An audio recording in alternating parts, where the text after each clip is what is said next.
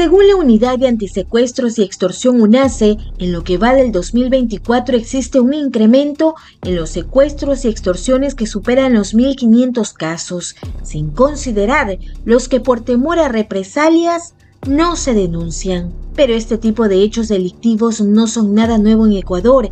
En una entrevista en RTP Tropicana, el ingeniero Víctor Huerta Joubín dio a conocer su testimonio como víctima de secuestro hace más de 4 años por la conocida banda de los choneros que dio la orden de prisión. Hace unos 4 años y medio que lamentablemente fui sujeto a un intento de extorsión o vacuna, como se le llama hoy en día. Y fui secuestrada, como fue denunciado, y está en los medios de comunicación, por una banda, no tengo problema en decirlo, los choneros, que es en la cárcel de máxima seguridad en Cotopaxi, manejaba mi secuestro 6 días. Tenía un seguro americano antisecuestro, entonces se procedió después de 6 días a estar secuestrado, que me cogen en Guayaquil, me tenían en Naranjal, provincia del Guayas, 6 días encapuchado. Entonces aprendí realmente lo que es el dolor, pero lo que yo vivo hoy en día, muchísima gente lo vive, ya sea por $100, $1.000, $1.000.000.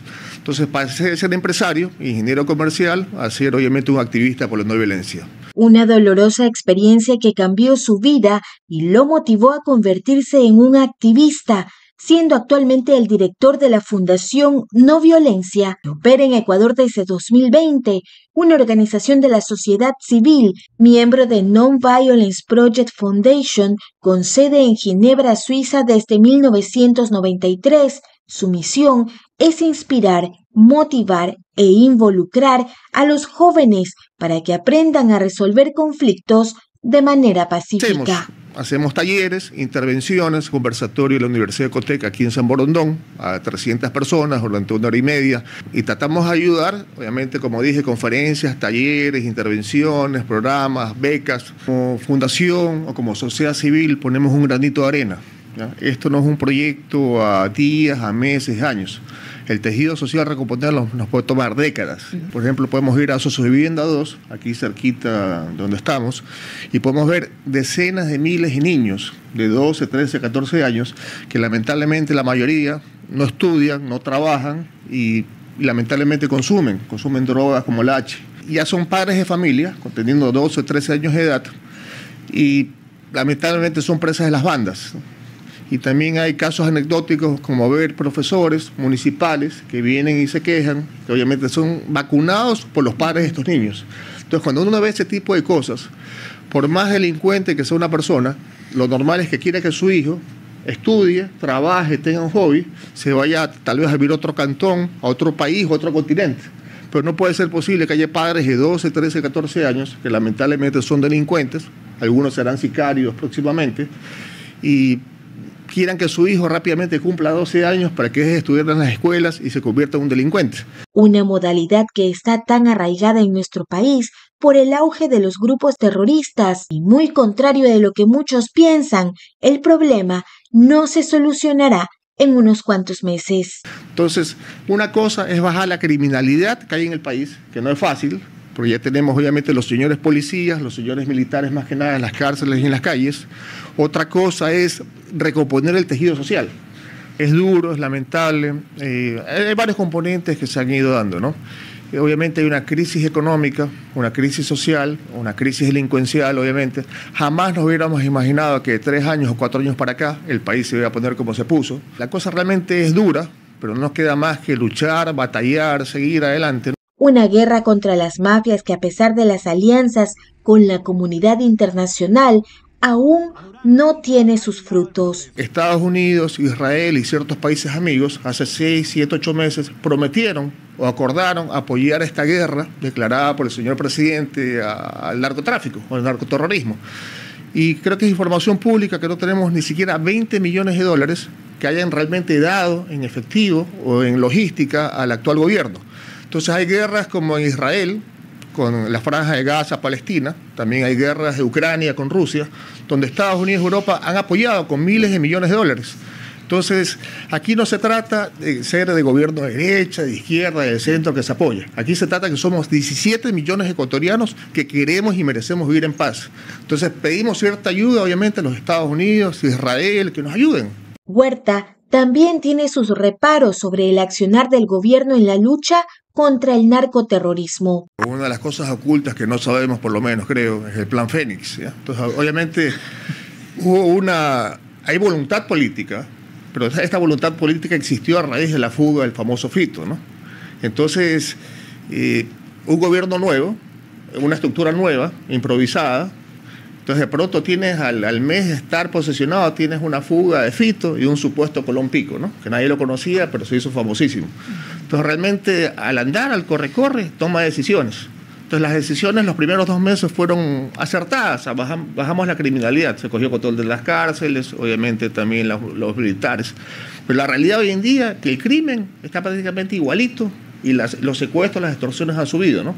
Entonces tenemos una guerra que la estamos perdiendo. Entonces, dicen si la solución siempre pensábamos que eran los militares, ahora no es suficiente, ¿no? Además, hace énfasis en la labor de los defensores de los derechos humanos, que en la mayoría de los casos hacen prevalecer los derechos de los presos sobre los ciudadanos. Al señor Navarrete no lo conozco muy bien de su trabajo, tiene una gran trayectoria, pero él está del lado de defender los derechos humanos. Yo también defiendo los derechos humanos, todos defendemos los derechos humanos, pero aquí primero está la vida de los inocentes, la vida de la gente que trabaja, que paga impuestos. Después está la vida de los señores PPL. Entonces yo en eso difiero un poco las actividades, la CIDH, del señor Navarrete, a quien respeto, pero obviamente para mí primero está la vida del ser humano inocente que trabaja. Por lo que viví hace 4 años, tengo una relación directa, una buena amistad con inteligencia policial que se llama Asuntos Informáticos, con la INAPEN, la INACET. Entonces manejamos data dura. Ojo, no soy empleado público, no tengo contacto con el Estado y también si alguien quiere saber, jamás he tenido un juicio civil, penal, laboral o tributario, si no, no estaría aquí. Entonces, sabemos los 200 y pico de puntos rojos que hay en Ecuador, ¿no? Sabemos toda la información, sabemos realmente dónde están las bandas. Sabemos dónde están los choneros, los tiguerones, ahora los lobos que tienen más poder que los mismos choneros, con todo lo que ha pasado. Entonces, lamentablemente pasan ciertas cosas, como que hoy en día los militares tienen miedo.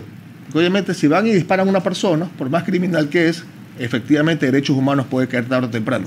Entonces hay toda una psicosis de los señores policías y ahora más que nada los militares de que si toman acción o no toman acción. La Fundación Non Violencia Sin Fines de Lucro no cuenta con el apoyo gubernamental y recalca que tampoco tiene alianza con partidos políticos. Nosotros como fundación no hemos buscado, no tenemos ayuda de ningún municipio, prefectura ni ninguna entidad estatal.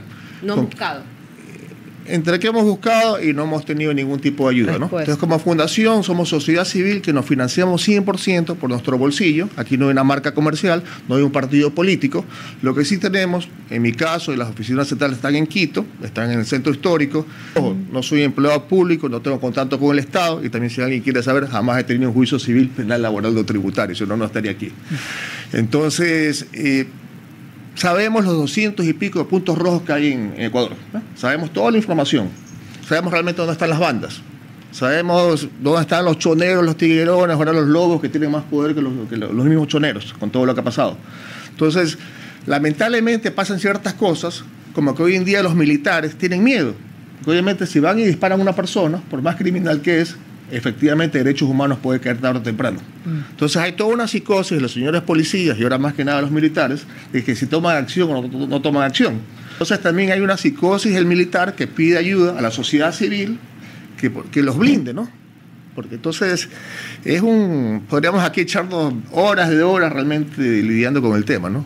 La violencia nace obviamente de Mahatma Gandhi, ¿no? Esta fundación que represento, que está físicamente en Ginebra, Suiza, y promueve la no violencia.